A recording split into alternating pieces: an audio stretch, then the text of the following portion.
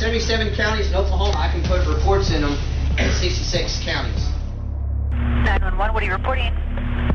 We got someone or something crawling around out here. Did you see what it was? I'd say it was a person or somebody really big. But he's all in black.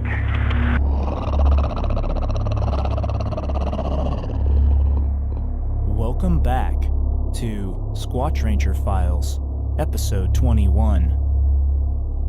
If you have a Bigfoot encounter story and would like to share it to this program, please email squatchranger@gmail.com. Also, I am a member of the Native Oklahoma Bigfoot Research Organization. We are based in Oklahoma. If you live anywhere in the Oklahoma area and would like to report a Bigfoot sighting, please visit our website or Facebook page. I will provide a link in the description of this video. Okay, it's now time to start Squatch Ranger Files, episode 21.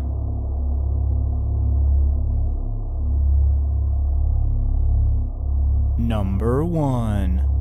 Woman sees dark creature near Stone Bluff. 2016. Northeast District, Wagner County, Oklahoma.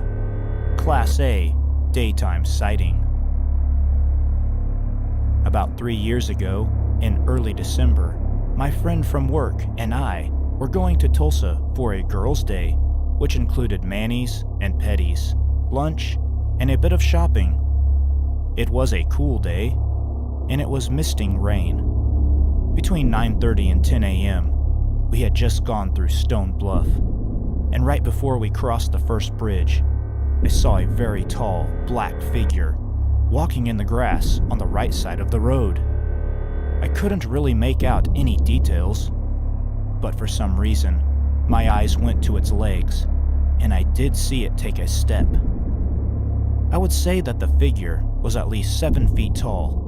It was slender built, kind of like a basketball player. It was solid black. My friend's car was a small Toyota, and when we got on the bridge, I lost sight of the creature because the car was so small, I couldn't see over the sides of the bridge. It only took us a couple seconds to get across the bridge, and when we did, the creature was gone. I don't know if it laid down in the tall grass or ran under the bridge. I told my friend to stop the car, and when she did, I got out of the car to look around. I was going to go closer to the bridge, but my friend called me back because she was afraid it wouldn't be a safe thing to do. So I returned to the car, and we continued on to Tulsa. My friend did not see the creature because her eyes were on the road.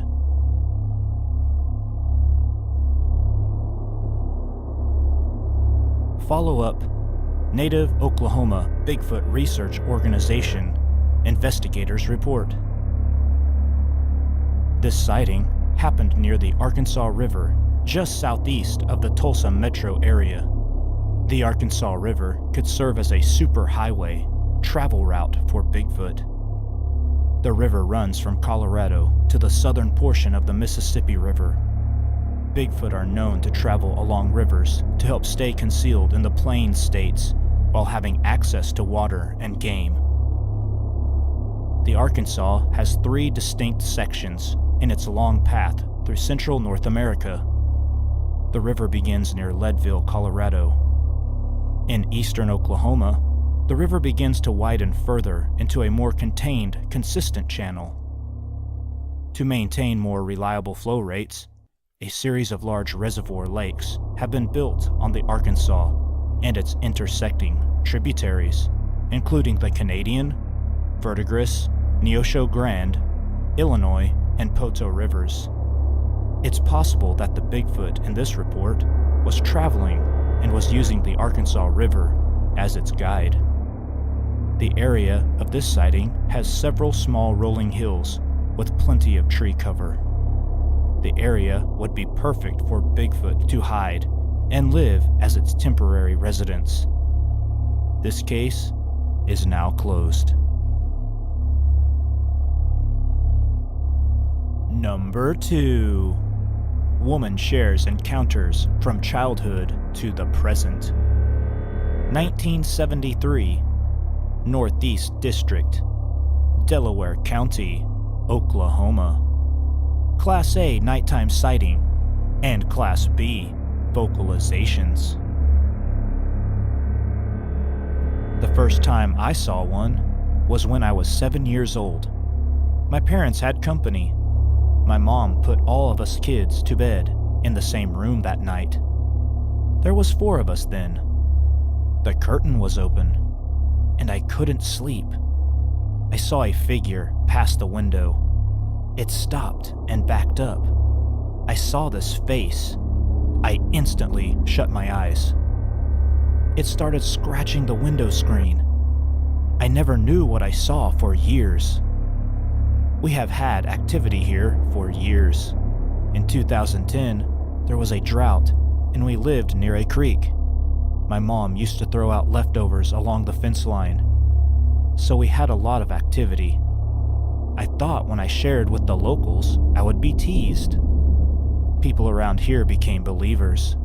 For months, people would come down our road and sit in various places to hear the calls, or to try and see. One night, my cousin was driving me home from a night out at the casino. He dropped me off, and he had an encounter. He was driving slow, and one was walking out of the woods. When it noticed him, it backed up and hid behind a tree. Although it wasn't hidden. In comparison, try hiding your hand behind a pencil. There was something about that van. Another night, him and his wife were driving me home again in another area.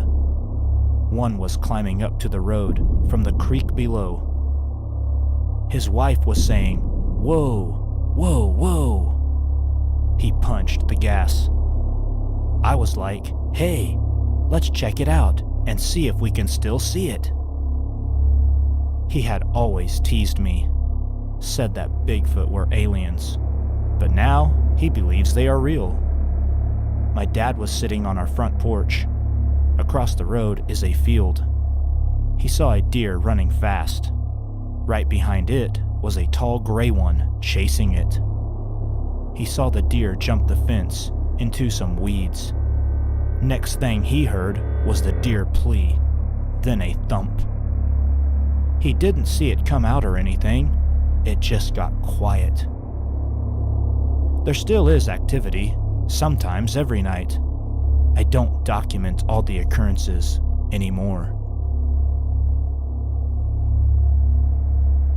Follow up, Native Oklahoma Bigfoot Research Organization investigators report. I spoke with the witness via the internet. She had the following additional information to add to this report. 1973 was the year. I live in Delaware County. There is a man-made lake called Lake Yucha. There are creeks all along coming from Arkansas. Where I lived is secluded, mainly because families purchased large acres of land around us. The creek I live along feeds into the lake. Stories of Bigfoot have been told for many years. I believe the waterways serves as the mode of travel. There are numerous caves around in the bluffs and the hills. The area I live is like a huge bowl. There was a lot of activity in '93 in the early morning hours, and it suddenly stopped. In 2010, there was a drought, and there was a lot of activity. Daily, it seemed like. I believe there was a baby born in our woods. Many people came out to listen to the nightly calls. They would patrol the back roads for hours, trying to find a hot spot. Number 3. Man and wife spot creature near vacation home. 2015 in Jackson County, North Carolina. Class B sighting. The following story was submitted by NorthCarolinaBigfoot.com. Please visit their Facebook page or their website. That is NorthCarolinaBigfoot.com. Saw something weird last evening in Cullowhee, North Carolina. My husband and I were walking back from the hot tub at about 8 p.m. It was raining and almost dark. We saw something black running through the field behind the houses. There is a trail there, and I said, "Who is jogging in this weather?" We stopped to watch, and my husband said, "That's a bear, or maybe someone on a bike." I said, "No, bears don't run upright for that long." He yelled, "Hey bear! Hey bear!" and it stopped. It had been moving towards us, but then it turned and took off into the forest. We came in and told the girls we saw Sasquatch, although my husband says it had to be a bear. Disbeliever. We are going this morning to look for footprints. The way it moved was like nothing I've seen before. Kind of hunched over, but almost gliding? It was almost dark and rainy, so not clear, and we had no flashlight. We watched it for about 3 to 4 minutes. We live in a small community surrounded by forests, and a creek borders the property. It was one of the strangest things I have ever seen. Case review and comments. NorthCarolinaBigfoot.com received this report via our Facebook page. The witness identified herself and came across as very credible and clearly articulated her story. The fact that there is a bit of disagreement between the witness and her husband is actually a plus for this sighting. The husband, believing they were possibly seeing a bear, actually gave the witness a degree of objectivity. Did I see a bear? Was a question she no doubt had to ask herself, and her perception of what they saw obviously influenced her husband, who never definitely declared this to be a bear sighting. In fact, her last communication with us on Saturday evening, August 15th, the witness stated, "So far it's been a big joke," referring to their children's reaction, I assume, "but I and my husband know what we saw."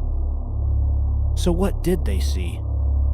NorthCarolinaBigfoot.com was prepared to travel to the scene on Saturday, August 15th, less than 48 hours after the sighting, and search for evidence, but the witness and her family took the lead on this.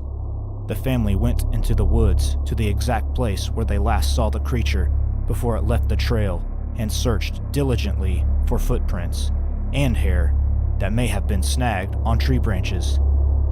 They even used their dogs to see if they would alert to anything unusual. No evidence was found. If these apes are ever going to be proven to exist, it will require witnesses like this one to do extensive follow-up whenever possible. There's an old saying in the field of crime scene investigation: a suspect always takes something from and leaves something at the scene of the crime. I applaud this witness and her family's determination, but unfortunately, if this was a Sasquatch, anything left behind was diluted by heavy rain that night, or was so minute it was overlooked. 3 things stand out about this sighting that make it very possible that a Sasquatch did indeed visit this vacation home in Cullowhee. First is the fact that the figure moving toward them initially was mistaken for a bear walking on its hind legs, indicative that whatever they saw that night, it was bipedal. Second, the figure resembled the outline of a person riding a bicycle, hunched over, torso visible, rapid leg movement. Could be a cyclist, sure, but a fast-moving biped leaning forward would appear very similar, especially in low-light conditions and with rain obscuring the view, and with the distance involved. Finally, the witness described the creature as almost gliding. This description of Sasquatch locomotion is very common, with many witnesses comparing it to the fluid movements of a cross-country skier. The witness does not live at this location year-round and has now returned to her permanent residence out of state. She has resolved to be even more vigilant on her next stay at their Cullowhee home.